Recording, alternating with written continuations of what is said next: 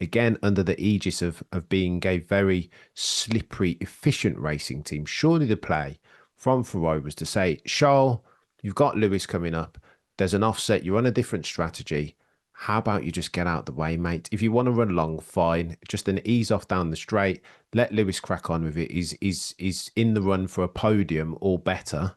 Like, why do Ferrari why do they why do they seize defeat from the jaws of victory so brilliantly, Peter? Because they've got Lewis Hamilton and Charles Leclerc. Again, I always said, Charles Leclerc, Carlos Sainz, very good team. Carlos quick enough to win on his day when Charles has a problem. At the same time, he's never really going to tread on Charles' toes.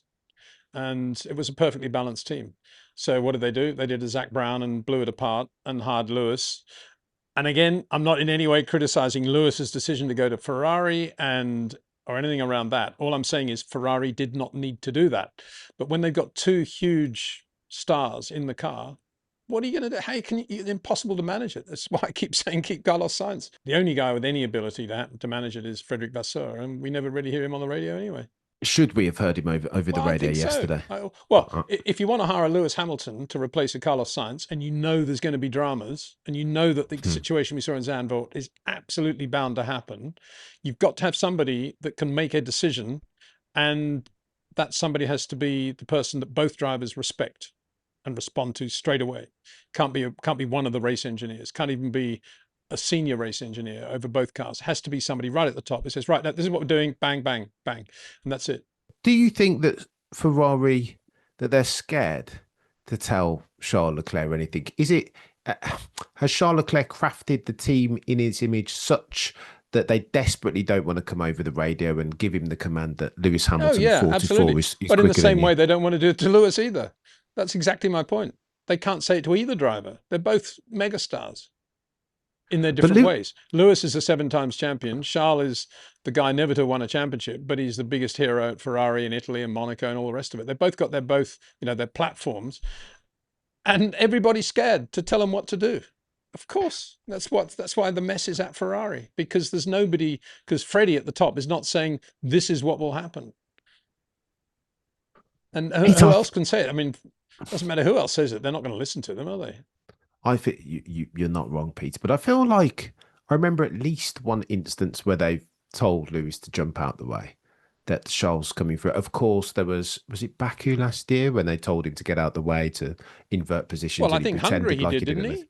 Yeah, so there's been a couple of times when Yeah. Lewis has said, "All right, then cool. Charles Leclerc is quicker than me. He's on better tires. Let me get out the way because this is counter. This is not productive." Um, I was baffled yesterday by Charles' reaction. I think they've. I know Lewis has a punch on for a cheeky moment, but I think he was perfectly entitled I to go. wasn't baffled or surprised by Charles' reaction, because that's how he always reacts. He's very easy to read. You know, he's always going to say no. It's not difficult. It's like Nigel Mansell, Patrick and Frank always thought he was difficult because whenever they asked him to do a little bit extra for a sponsor, he would always say no. No, well, they can pay me for it. But to me, that makes him very easy to work with because he's totally predictable and very easy to read, and you work around that. And it's the same with Charles. He's completely predictable. He's always going to say no. So work around it. Make sure that you get it all sorted before they get in the race cars. Thank you. Very easy to do, but they don't. And because the management is a mess, really, because I'm not sure that as we understand it, the Lewis signing was a John Elcon deal, and then you've got the management and the team trying to run the whole thing. And there was never a roundtable discussion, as far as I can make out, amongst all the key players about how they would run the team when Lewis arrives, if they get in a situation in which they found themselves at Zandvoort this year. Easy to do those simulations. Believe me, I could have come up with 25 different scenarios. And what they needed to have done is say, right, this is what we're going to do in that situation. If Charles is adamant he's not going to move over and Lewis is much quicker and he's on different tires, what are we going to do? Oh, in that case, yeah, maybe we're better off keeping Carlos Sainz. But they didn't have that discussion quite clearly. They said, we're getting Lewis Hamilton. Isn't it brilliant? 7 times world champion. He's going to win the championship for Ferrari. What about Charles? Oh, well, got Charles. He's no problem. It was just like that. And that's the reason we're talking about this situation now. And it's sad for Lewis because you know, from his perspective, he just drives the car as well as he possibly can, which he's doing beautifully. And he's getting on at least 50% of the time, he's getting at least as much out of the car as Charles. And yet, and he's not interested in whether Charles ever going to say yes or no. He just expects the team to do the right thing, because that's the way it's always been at McLaren or Mercedes, where he's always driven.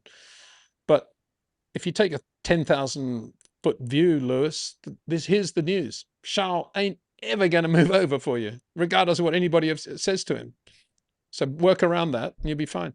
And also bear in mind, just as an adjunct to that, he's the most difficult guy in the world to overtake as well. And he's not exactly the cleanest driver in the world. So be ready for all of that as well. That is the reality with Charles Leclerc. And Lewis knows that. That's another reason he probably didn't go near him, because he is a difficult guy to pass, Charles. And when I say difficult, I mean unpredictable and dangerous, as we saw from Alex Albon's F2 race in Abu Dhabi, and with Charles, and also with what Charles did at Barcelona, go with Max. You know, he drove into him on the straight. You know, he's a difficult, tough guy, and he's always going to say no, because he's emotional and he won't respond in the race. If you say, "Oh, Charles, please wave Lewis past," yeah, right. So then what's the play from Lewis's perspective, Peter? Does Lewis, the next time they want Lewis to move over to let Charles go free because he's got more pace, does Lewis say, well, that's a different subject, isn't it?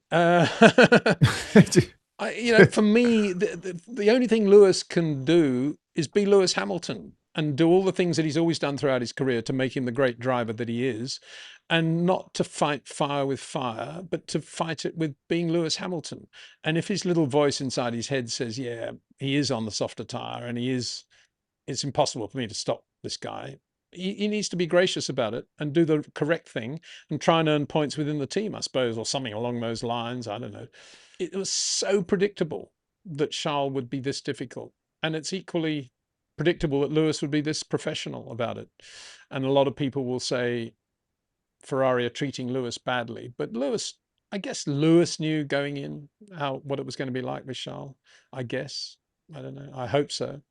But then again, you know, even guys like Lewis, who are very intelligent and look over their shoulders a lot, they still don't think that deeply about the other driver. They just assume they're racing drivers as they are. And it's up to the management to have sorted that. And they haven't. And they probably won't, because they don't know how to. Lewis said after the race that I'm almost envious of the way that Mercedes, a proper championship winning team, that when it comes to George and Antonelli inverting their two drivers, they just do it, bang, done. Yeah. Instead of Ferrari, that we dilly-dally and we just don't have that. And championships have and will be won on much less than the points that Lewis won, or Lewis potentially gave up yesterday. I think Lewis is absolutely on the money here, Peter. I think this could... So why did he leave Mercedes then? Yeah, very true. If he's on the money, why didn't he leave Mercedes? I mean, I don't buy that comment from Lewis, because he knew what it was going to be like going to Ferrari with Charles Leclerc in the other car, regardless of how the team run it. He must have known, after all these years of being in Formula One since 2007, that Ferrari are chaotic with management, and that Charles Leclerc is a guy that's never going to be, you know, after you, Claude. He's always going to be difficult. He's telling me Lewis didn't know that when he went to Ferrari, and he said, I'm almost envious of what goes on at Mercedes. Well, you know, in that case, stay with Mercedes, because they are much better. And you did have a guy that probably would have been much more compliant than Charles Leclerc will ever be. You had George Russell. So why did he leave?